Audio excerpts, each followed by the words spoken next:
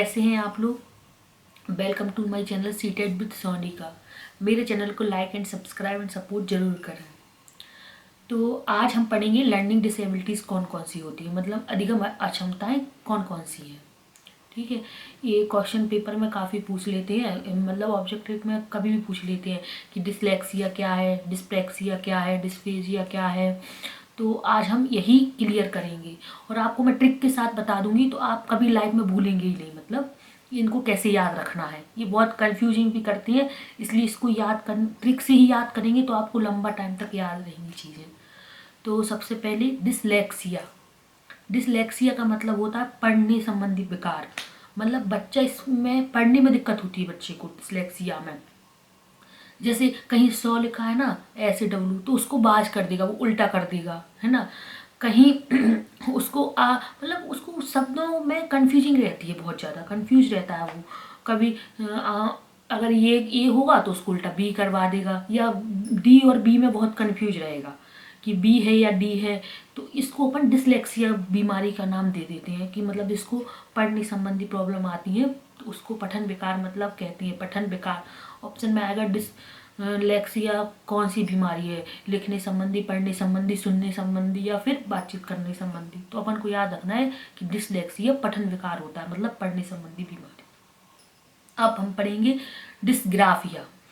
Dysgraphia, graph पे अपन क्या करते हैं, लिखते हैं, ग्राफ पे अपन लिख देते हैं ना। तो डिसग्राफिया, जहाँ डिसग्राफ ग्राफ शब्द लिखा हो तो उसमें आएगा अपन को लेखन संबंधी विकार, मतलब लिखने संबंधी प्रॉब्लम आ जाती है। तो बच्चा इसमें लिखने में असक्षम, मतलब वो उसको लिखना ही नहीं आता है कि कैसे लिखना है, मतलब उसको ये प्रॉब्लम ही रहती है। तो इसको बोलेंगे अपन डिसग्राफिया। तो ये तो हो गया लिखने संबंधी विकार।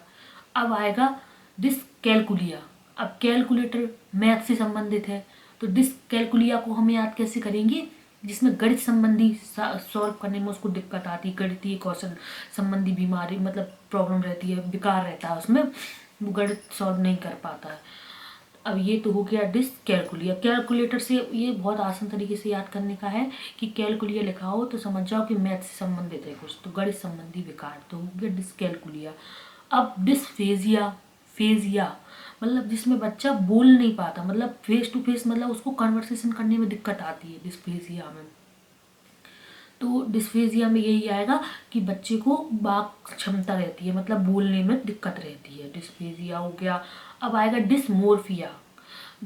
मोर शब्द से पकड़ो कि मोर खड़ा है और मुर्गा है, तो बच्चा मोर में और मुर्गी में मतलब भ्रम की स्थिति आ जाती है, जिसको भ्रम हो जाता है हर चीज़ का, वो भ्रम हो जाता है उसको कि कुत्ता आ रहा है कि सामने से बिल्ली आ रही, मतलब उसको भ्रम हो, तो उसको डिसमोर्फिया बीमारी रहती है। ठीक है, भ्रम संबंधी। तो ये जो 4-5 बीमारियां थी, विकार थी, मतलब लर्निंग डिसेबिलिटीज़ थी, वो मैंने आपको बताई आज। अब और कुछ रह गई होंगी तो मैं आपको एक आध टॉपिक में और बीमारियों को लेकर आऊँगी।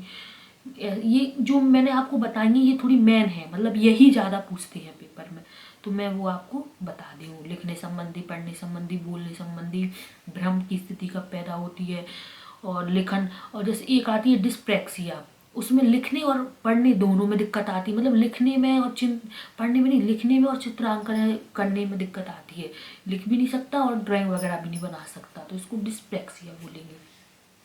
आपकी ये थी कुछ एबिलिटीज़ मैंने बता दी, जो डिसेबिलिटीज़ थी अधिगम की, तो वो आपको बताई मैंने। अच्छे से इनको याद रखना, ये पूछेंगे पेपर में। तो आज के लिए इतना ही। Thank you for watching my channel. Like and subscribe जरूर करें और शेयर भी करें, ताकि और लोगों तक वीडियोस पहुंच पाए, वो भी पढ़ पाएँ सीटेट के लिए।